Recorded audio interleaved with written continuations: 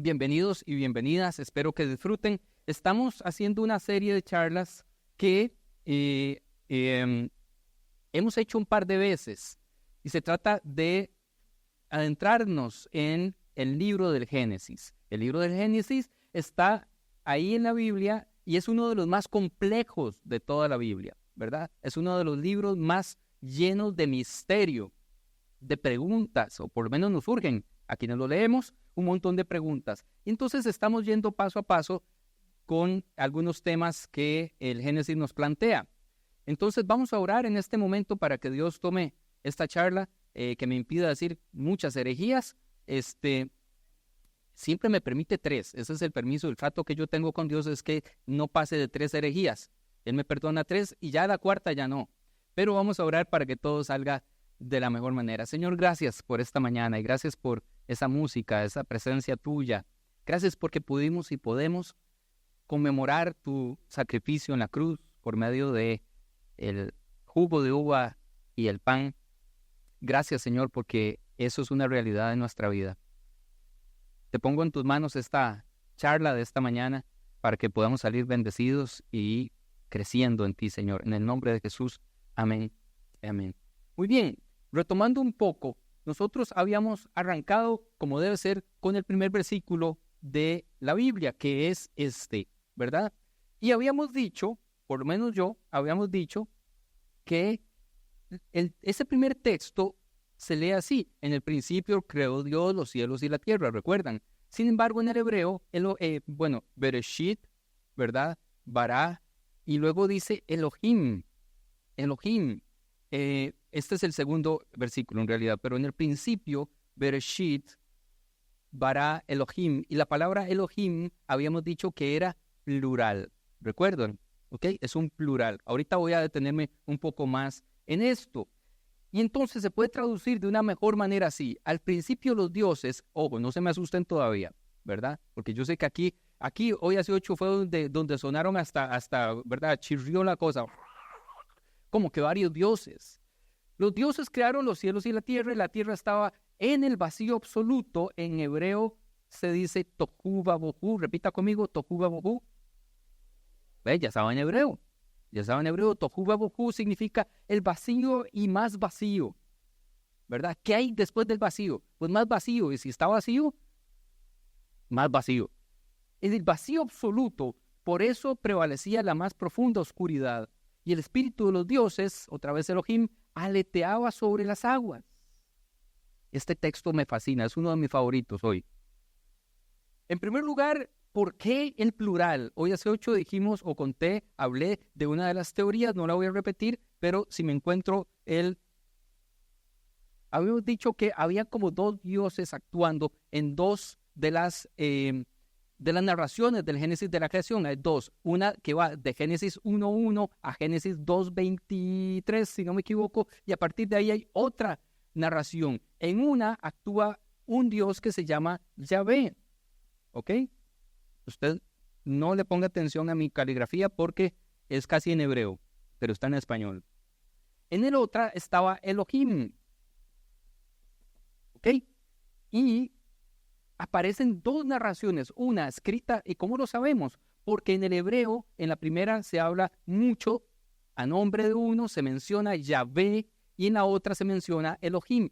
Los críticos literarios de la Biblia hablan o le llaman a esto, digamos, la teoría documental. La Biblia fue compuesta por un montón de manuscritos y se juntaron esos manuscritos. Uno de los copistas hablaba de Yahvé y el otro de los copistas hablaba de Elohim. Y así encontramos en todo el Antiguo Testamento gente que escribió a nombre de Yahvé y gente que escribió a nombre de Elohim. Entonces hay manuscritos con este carácter y hay manuscritos con este carácter. Habíamos dicho que Yahvé era un poco iracundo, recuerda, un poco no, bastante, exterminó toda la tierra con un diluvio. Poquito, ¿verdad? Poquito impulsivo. Y Elohim, más bien, es el que apacigua las cosas, pero es plural. Y entonces, nos encontramos con un problema. ¿Cómo lo podemos resolver? Eran 2 dioses. Bueno, al principio de la historia, los habitantes de lo que ahora se convirtieron en los judíos, los hebreos, tenían muchos dioses, eran politeístas. De esto hemos hablado muchas veces. Ellos eran politeístas. De hecho, cada vez que usted lea la frase, el Dios de Abraham, Isaac y Jacob, no era el Dios de Abraham, Isaac y Jacob, sino el Dios de Abraham, el Dios de Isaac y el Dios de Jacob, porque cada familia tenía un Dios diferente. ¿Ok? Y entonces, conforme van avanzando en todo este tiempo, llega un punto en que uno de los dos dioses gana, ¿verdad? Toda la lucha en el Antiguo Testamento de que no hagan altares a otros dioses, ¿por qué cree que eran? Porque todas las familias hebreas tenían muchos dioses. Hasta llegar al monoteísmo en los 10 mandamientos, donde Dios dice, adórenme solamente a mí y nada más que a mí. Si tiene que decir eso, ¿por qué era? Porque ellos creían en varios dioses. Entonces el Génesis no se está equivocando. El proceso es el natural. Muchos dioses hasta llegar a un solo Dios. El Dios sobre todo nombre que nosotros adoramos. ¿Ok? Que se concreta después y después lo vamos a hablar en Jesús. Pero no solo eso, sino que alguien ha dicho, y me gustan estas teorías, yo se las doy todas, usted escoge la que más le guste, la teoría del plural majestático. ¿Alguien sabe qué es un plural majestático? ¿Perdón? El que usa el Papa, el que usa, por ejemplo, cualquier rey, o incluso cuando hablamos con un juez, ¿cómo le llamamos? Señoría. Ese es un singular majestático en realidad. Pero cuando la reina de Inglaterra, que en paz descanse, ella misma hablaba de ella en plural, ¿cierto o no? Nosotras creemos, ¿cierto o no? Vuestra majestad en plural. Entonces, cuando se habla a alguien que es muy superior a nosotros o que lo consideramos muy superior, no podemos hablarle en singular, tiene que ser algo mucho más grande. Y cuando hablamos con un rey, se le hablaba en plural, como si fueran muchos. Entonces, aquí los dioses es un plural, puede ser majestático también. Que quien escribe adora tanto a ese Dios, creador del cielo y de la tierra, y le impone, le habla en plural porque piensa que es algo mucho más grande de lo que podemos entender. Esa es otra opción. Ahora bien, la tierra estaba tohu vabohu, vacía y más vacía. Vacía y más vacía. Voy a borrar acá. Algunas versiones, y perdón que les dé la espalda a algunas personas en algunos momentos, no es muy bonita, lo sé, pero es lo que hay. Algunas versiones, como la Reina Valera, dicen, y la tierra estaba vacía y desordenada y vacía. ¿Cierto o no? En primer lugar, no existía tierra. Entonces, está mal.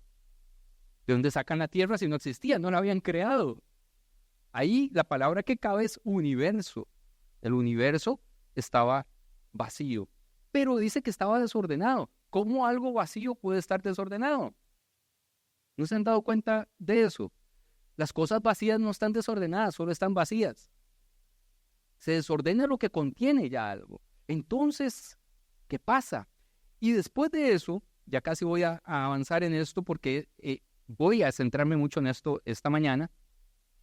Dice que el espíritu de esos dioses, el espíritu de Elohim, aleteaba, mejaferesh en hebreo, aleteaba, se movía, dicen las versiones que probablemente ustedes han leído, se movía sobre la faz de las aguas que no existían, o del abismo, que está mucho más correcto, del abismo.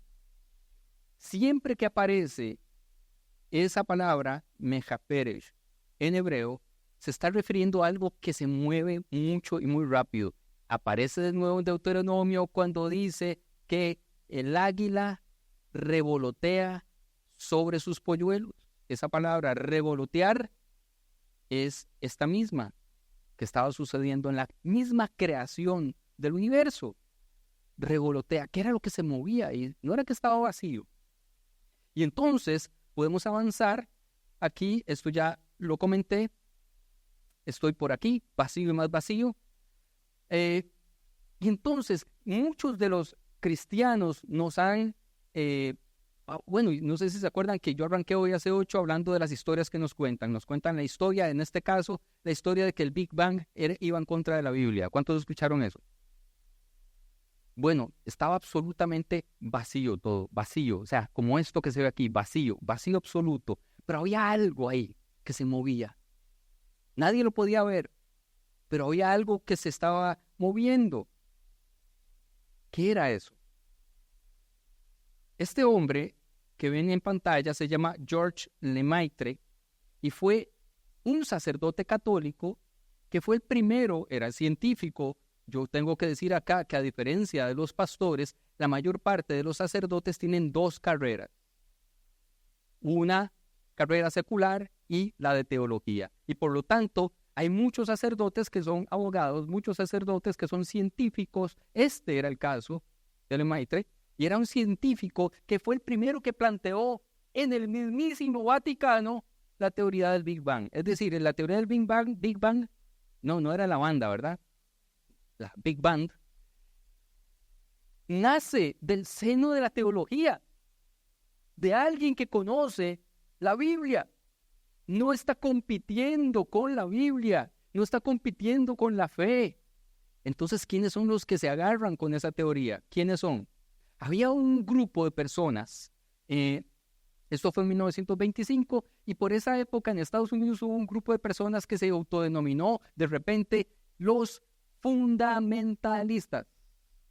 Ellos se llamaban así, y se llamaban así porque empezaron a prohibir en las escuelas y en el Congreso de Estados Unidos la enseñanza de la evolución y la enseñanza, ahora peor, del Big Bang. Y se oponían, eran evangélicos, republicanos.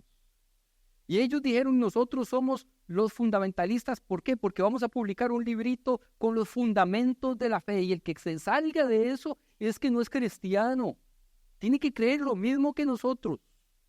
Y empiezan a pelear y a pelear. Y adivine cuál es el tipo de iglesia que nos llega a nosotros en Latinoamérica. Esas fundamentalistas son las que nos llegan. Entonces nos dijeron que todo esto que se estaba armando en Europa, y dentro de la teología formal era contra la fe, el Big Bang. Pero vamos a estudiarlo un poco más. Ahora bien, en la primera sesión dijimos entonces que el tohu vabohu significaba vacío y más vacío.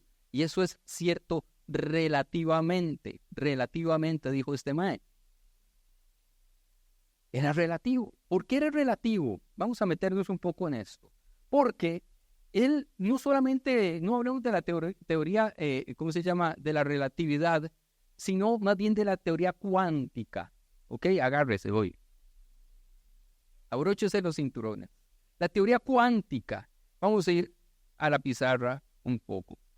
La creación arranca con algo, voy a ponerlo aquí, es un punto nada más. Voy a hacerlo un poco grande para que se vea, pero ese punto que es lo que describe el Génesis que había en el principio, en realidad es lo que se llama la partícula. Voy a poner aquí partícula.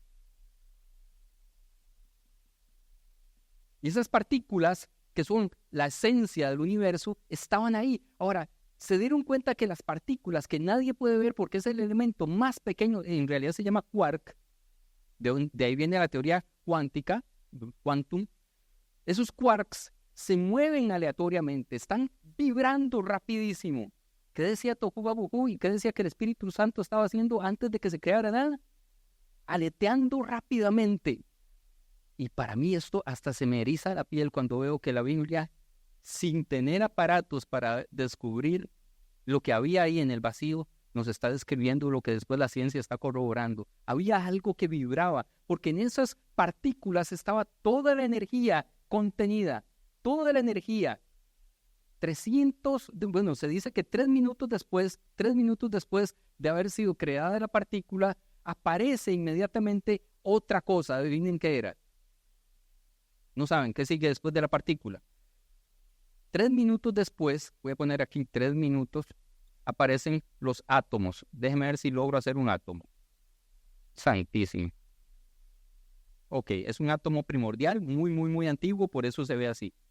Ok, aparecen los átomos. ¿Y qué son los átomos? El conjunto de partículas, de energía, de energía. Después, aquí tengo mis notas de los átomos, 300,000 años después, voy a poner aquí 300,000 años después, aparece, se desarrolla aquello que parecía la nada, pero que había mucha energía, y luego se empieza a evolucionar en algo más complejo, como es un átomo. ¿Aparece qué? ¿Qué sigue después de los átomos? ¿Alguien se acuerda? Las moléculas, ¿ok? Las moléculas. Las moléculas se ven más o menos como así. Voy a intentarlo. Ustedes saben que yo no soy muy diestro. De hecho, no soy nada diestro, estoy siniestro completamente, ¿verdad? Pero se ven algo así, ¿verdad? Como que van haciendo este tipo de cosas así. ¿Las han visto? ¿Ok? ¿Y qué son las moléculas? Pues la unión de muchos átomos. Y allí podemos seguir hablando. 400 millones de años después aparecen las primeras estrellas. 1 billón de años después, desde las partículas, estoy diciendo, 1 billón de años después de la aparición de las partículas, aparecen los primeros planetas. 9 billones de años después aparece ya consolidado el sistema solar. Y a partir de ahí entonces aparecen otras cosas que se llaman células. Células. Y voy a ponerlo así porque la única forma de que se me ocurre es un huevo. El huevo es una célula, ¿sí o no? ¿Ok? Y el huevo ya tiene vida. El huevo es el conjunto, la agrupación de todas las anteriores. Eso se llama evolución, de lo simple a lo complejo, ¿cierto? De lo simple a lo complejo. El universo va de lo simple a lo complejo. Una vez aparecidas las células, aparecen los animales. Y una vez aparecidos los animales, aparecemos nosotros, que también somos animales, algunos más que otros, pero aparecemos nosotros. ¿De acuerdo? Somos muy recientes nosotros, los seres humanos. Muy, muy recientes. Ahora bien, el Génesis está diciendo esto. Sí, está diciendo esto. Si usted lee en la forma en que se va creando el universo, está hablando de esto.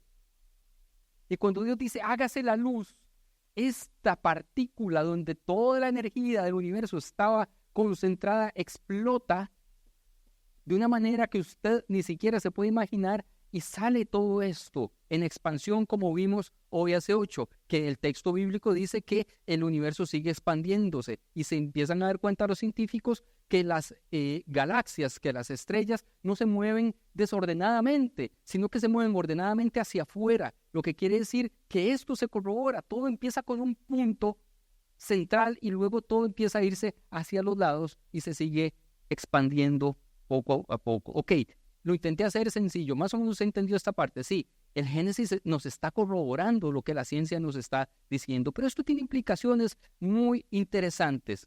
Por ejemplo, era pura energía contenida en esas partículas. Ahora, si regresamos al texto, dice, al principio los dioses crearon los cielos y la tierra estaba en el vacío absoluto, por eso prevalecía la más profunda oscuridad y el espíritu de los dioses, Mejaperesh, aleteaba sobre las aguas. Ese aletear era el poder del Espíritu Santo. Yo quiero que usted se ponga, vamos a aterrizar esto a nuestra vida. Si eso que se movía en la oscuridad creó todo eso, es el mismo Espíritu que estuvo ahora aquí mientras cantábamos, ¿cómo no va a mover su célula para sanarlo? ¿Cómo no va a volver a crear sus células, recrearlas? Ese mismo poder que aleteaba al inicio de toda la historia de la humanidad y del universo está aquí con nosotros. Y cuando Él se mueve, hay cosas que pasan. Por eso es tan importante la adoración y por eso es tan importante no solamente entender, sino también vivir en una relación profunda con Dios, con Jesús y con su Espíritu Santo en nuestra vida, porque crea vida, porque de la nada crea vida y sigue creándola en nosotros hoy. Aquello que aleteaba, ese quantum, llamémosle científicamente, pero nosotros lo llamamos ese espíritu que aleteaba al inicio de todo, puede volver a ser hoy de la nada algo. De no tener plata a tener mucha plata. de no tener esposo, esposa o pareja, a tenerlo. De la nada a tenerlo. De la enfermedad a la salud. De la depresión al gozo. De la enemistad a la reconciliación. Puede volverlo a hacer. Y por eso es tan importante subrayar esto. Ahora bien, a mí me gusta mucho verlo y visualizarlo así. Yo voy a hablar hoy y voy a tomar unos minutos extra para que esto se convierta en algo realmente importante para nosotros, porque esto es Génesis. Esto está en los primeros 2 versículos de la Biblia. Esto es lo que tenemos y lo que Dios quiere que entendamos. No si hubo dinosaurios o no hubo dinosaurios. Por supuesto que hubo dinosaurios, después lo podemos ver, pero hay textos de la Biblia que dicen que los grandes monstruos del mar y de la tierra estaban allí. ¿Cuáles son esos grandes monstruos si no fueran dinosaurios? Y fueron creados antes que los seres humanos, que coincide con lo que la antropología y lo que, digamos, la historia nos dice. Hay mucho ahí de lo que podemos nosotros comprender. Bien, pero el universo va de lo simple a lo complejo. Nosotros, los seres humanos, invertimos ese proceso y vamos de lo complejo a lo simple. ¿Recuerdan los celulares, los primeros celulares? ¿Cómo eran? Ladrillitos. Luego pasamos a unos que eran como de este tamaño, que nada más llamaban, pero eran así, y era un chuzo tener el celularcillo de este tamaño, ¿recuerdan? Y dijimos, bueno, no, pero ahí vamos a meterle más cositas, pero vamos ahora ya sin botones, solo pantalla. ¿Ok? Nosotros vamos de lo complejo a lo simple en todo y queremos que todo funcione así, pero el universo, esa no es la ley del universo. La ley del universo es ir de lo simple a lo complejo, y esto es importante para lo que voy a decir. Nosotros queremos siempre que nos enseñen a hacer plata en 5 pasos, ¿cierto o no? Es complicado hacer plata. Sí, porque si no todos seríamos millonarios, si fuera sencillo, y si esos 5 pasos le funcionan igual a todo el mundo, todos tendríamos mucha plata. Pero nos encanta creerle a los gurús de los 5 pasos. 5 pasos para tener una fe robusta, 3 pasos para que usted se ligue a una persona. No sé, lo que usted se imagina, aquí tengo varios. Guía práctica para tener la bendición de Dios. 3 formas de que Dios ya lo bendizca. Nos encanta lo simple, pero es que no somos así. Los seres humanos somos el resultado, aquí estamos nosotros, de lo simple a la complejidad. Nosotros somos, ¿qué? Complejos.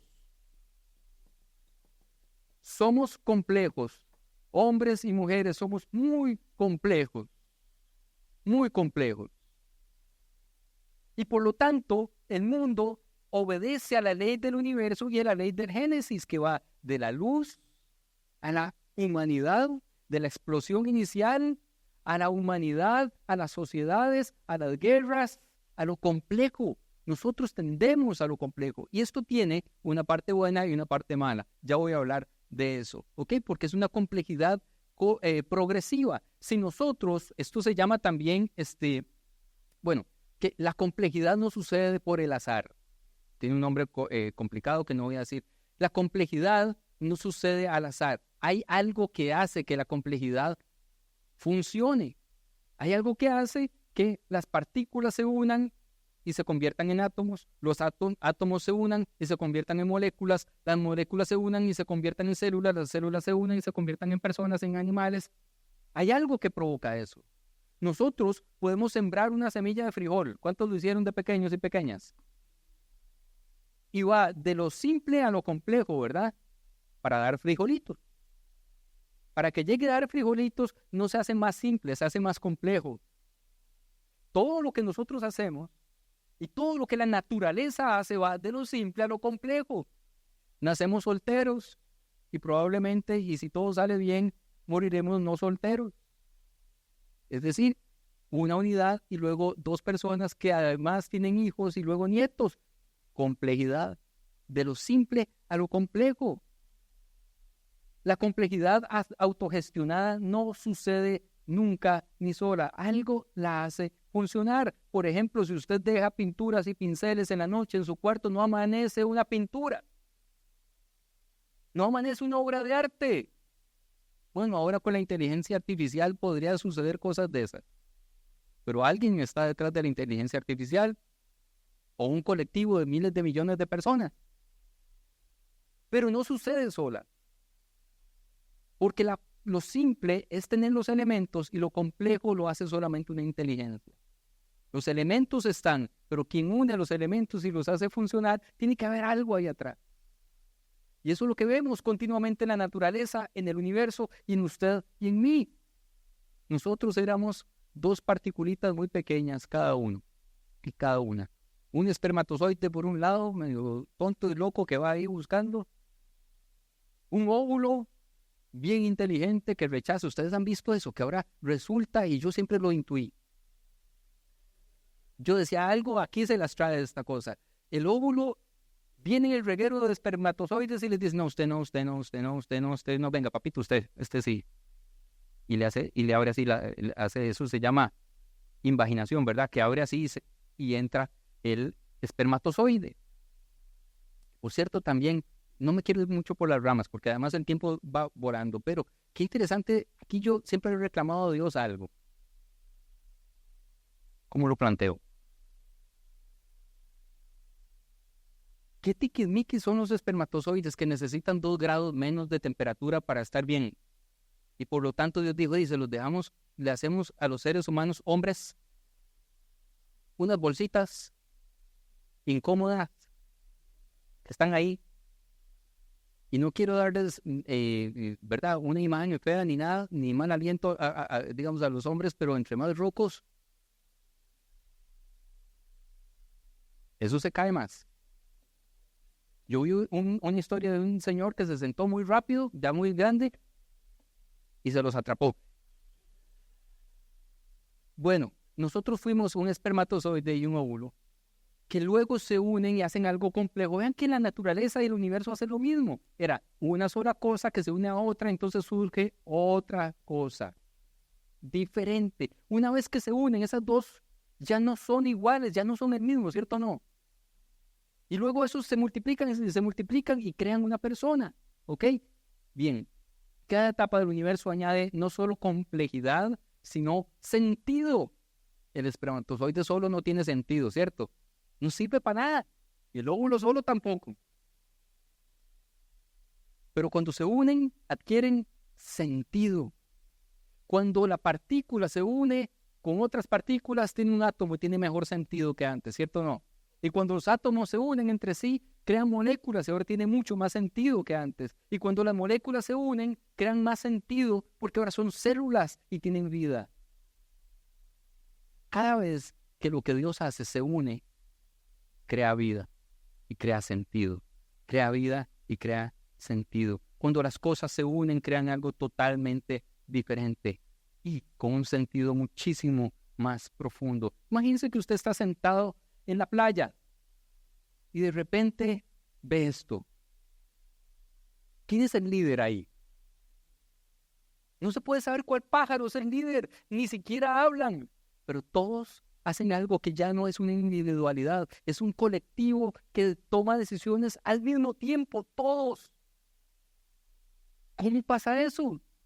Porque ya no son individuos, ahora son una comunidad. Y tienen una fuerza increíble al estar unidos. Y la naturaleza y la creación de Dios va de lo simple a esto, a crear comunidades fuertes. Por eso la iglesia es tan importante, porque solos no somos fuertes, pero juntos hacemos algo tan maravilloso. Yo creo que Dios ve las iglesias como eso, un arte, una maravilla. Vean qué lindo se ve eso. Ninguno se va a estrellar con otro, nadie choca ahí, no chocan entre ellos, no se caen, sino que toman decisiones y se defienden y crecen. Una mente común que decide si van a la derecha o a la izquierda son ellos, es una sola mente común. Ahora bien, lo mismo pasa también con los peces y ahorita lo vamos a ver. Cuando las partes se unen, crean algo totalmente diferente. Y por eso es tan importante no estar solos.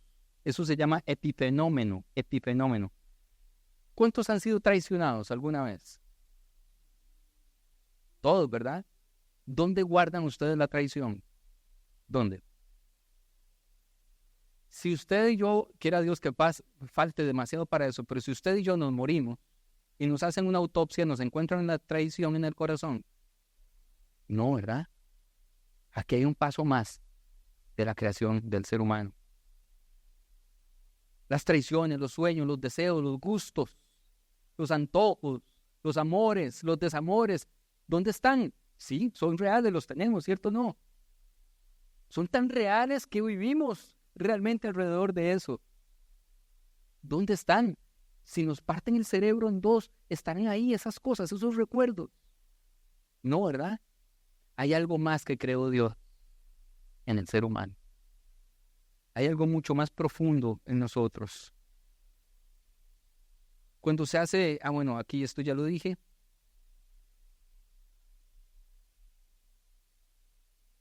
¿Alguna vez usted ha dicho, me gustaría ser parte de algo más grande que yo? Me gustaría formar parte de algo más poderoso que yo. Hay mucha gente que anda buscando eso. Cuando hablo de esta parte de que los sueños, las heridas, el dolor, los recuerdos no están en la parte física, cuando Dios nos da vida a nosotros y se conecta esa vida con algo que es intangible, nos da espíritu. Dice la Biblia que insufla, sopla, nos da espíritu. Y ese espíritu se parece mucho a Dios. Y es donde están todas esas cosas que nadie puede ver, pero que nos mueven. Eso nos hace personas. Siempre he dicho, por ejemplo, y hago la pregunta, son las 11:50, me quedan varias cosas, pero si los animales tienen alma, ¿quién dice que sí? Yo quiero escuchar. ¿Sí o no? Los animales tienen alma. ¿Y espíritu tienen los animales? Hay un poco menos de entusiasmo, ¿verdad? La palabra animal viene del latín anima. ¿Ha escuchado anima en pena? Y nada más de ponerle aquí una L y queda animal. El alma es lo que se mueve. Dibujos animados. Animar a alguien que está desanimado. Cuando alguien está desmayado, ¿qué se dice? Que vamos a reanimarlo. ¿Cierto? Entonces, el espíritu no es esto, el alma. Nos han dicho que somos tripartitos, ¿verdad? Que tenemos espíritu, alma y cuerpo o mente. ¿Cómo es que lo dividen también? Eso. Pero en realidad no, la Biblia nunca menciona eso. Menciona que tenemos vida y espíritu. Y la vida es lo que hace que se mueva el cuerpo. Y ya está. ¿Ok? Esto por un lado. Entonces, ¿qué pasa cuando estamos nosotros solos? Yo no me imagino al átomo decir, qué pereza, yo no me quiero unir con otros átomos. Pereza. O a las células decir, no, hombres, yo soy un lobo solitario. Todo tiende a la unidad. Todo tiende a eliminar algo que nos mata y que Génesis habla de eso. No es bueno que el hombre esté solo.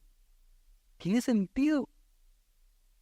Tiene todo el sentido. Las cosas tienden a la unidad porque la soledad las mata. Si las partículas no se unen, no existiría nada. Si los átomos no se unen, no existiría nada. Si las células no se unen, no existiríamos nosotros. Y si nosotros no nos unimos unos con otros, no hay descendencia. Y si no hay descendencia, y si no nos unimos como comunidades, como iglesias, como, ¿verdad? Tampoco hay forma de que esto camine y que vaya al frente. Y por eso la soledad nos mata tanto. Es uno de los dolores más profundos. ¿Por qué nos duele la soledad? Nos duele porque es antinatura. El universo desde su primera parte de la creación tiende a unir cosas, no a separarlas. Duele cuando las cosas se separan. Y por eso es una herida que debemos nosotros sanar. ¿Perdón? Somos gregarios, es decir, necesitamos estar juntos. Por eso creamos pueblos, por eso creamos ciudades, por eso creamos familias, por eso creamos equipos de fútbol, por eso creamos partidos políticos, por eso creamos pandillas, por eso creamos tribus, porque nos necesitamos unos a otros. Y Dios eso nos lo está enseñando en Génesis. La soledad no es la dirección a la que el universo se dirige. Y cada vez que nosotros nos dirigimos en sentido contrario al universo, nosotros estamos enfermándonos a nosotros. Cada vez que nos dirigimos en el sentido de la soledad, de apartarnos, de cortar relaciones, estamos hiriéndonos a nosotros y estamos hiriendo a la gente que nos ama. Por eso, cuando Jesús llega y dice, yo les voy a dar un espíritu muy importante y una misión muy importante, la misión de la reconciliación. Porque todo lo que se separó en la Torre de Babel, recuerdan que se confundieron las lenguas y todo eso, llega al final en Hechos de los Apóstoles y sucede el día de Pentecostés, donde todas las lenguas otra vez ahora son comprensibles para la unidad de la humanidad. Porque a eso tiene que entender la iglesia. Y lo que a mí me llama la atención es que en los discursos que más escuchamos de los pastores y de muchas personas religiosas no tienden a la unidad, tienden a la segregación, a la separación, ¿cierto o no? En esta iglesia no aceptamos tales y tales que no recojan ni la ofrenda. El discurso homofóbico, lesbofóbico de las iglesias no es el plan de Dios. El universo no va por ese camino y cada vez que lo hacemos, ¿hay dolor o no hay dolor? Y cuando separamos por color de piel, miren, es súper interesante. En Costa Rica no se ve tanto, pero si usted va incluso a ese país, a la lid de las libertades y la democracia, en el norte tenemos guetos por todas partes, ¿cierto o no? Iglesias de negros, iglesias de blancos, iglesias de hispanos, iglesias de chinos, iglesias de... ¿Y por qué no nos revolvemos de todo el mundo? Cuando sucede eso es como un milagro. Los discursos de odio que están en los púlpitos van en contra de la dirección del universo, por lo tanto en contra de la voluntad de Dios, porque la voluntad de Dios es, ¿cómo termina la Biblia? Donde todos puedan estar tranquilos juntos. Dice que el cordero y el león puedan estar juntos. El cordero y el león van a estar juntos. Todo tiende a la unidad, todo tiende a la unidad y por eso esto es tan importante. Todo el universo se dirige a crear esto, este tipo de fenómeno. Usted necesita esto, yo lo necesito. Y si esta iglesia puede ser un refugio, como un banco de peces, o como lo que vimos de los pájaros, ¿cómo se llama eso? Una bandada de pájaros. Esto es un cardumen, de hecho, sí. Eso lo necesitamos, hacer comunidades seguras. Podemos crear cosas completamente nuevas. No podemos estar diciendo solo nosotros tenemos la verdad, solo nosotros sabemos las cosas. No podemos decir que solo yo estoy en lo correcto y que solo yo lo puedo hacer. Que solo mi interpretación de la Biblia es la buena, es la correcta y la de todos los demás son equivocaciones. Eso crea sectas, ¿cierto? Crea sectas. Por eso, cuando yo digo los católicos tienen razón en muchas cosas, estamos yendo en favor de lo que Dios quiere. Porque yo, no siendo católico, puedo reconocer que puedo estar unido, no solamente una mujer que se casó conmigo y es católica, sino una comunidad católica, a un mundo católico también. Y no hay problema con eso. No hay problema con eso. Tampoco yo soy el único elegido. Imagínense que uno de esos átomos y uno de esos hubiera dicho, yo soy aquí el único, señores, y me tienen que hacer caso solo a mí. Eso va en contra de la voluntad de Dios, en contra de lo que Dios quiere para nosotros. A mí se me acabó el tiempo. Son las 11:59 y este tema que viene se las trae. Entonces lo voy a dejar para de hoy en 8, lo de machos y hembras. Pero en los próximos 10 minutos entonces, antes de irnos, yo quiero abrir el micrófono, un micrófono que anda por ahí, y escuchar sus opiniones, sus preguntas en cuanto a lo que hemos conversado hoy. Y luego yo quiero que oremos, porque creo que el tema de la unión, el tema de la comunidad, el tema de lo que el Espíritu Santo puede hacer en nosotros, cuando se mueve, esto es muy importante y yo quiero orar por eso.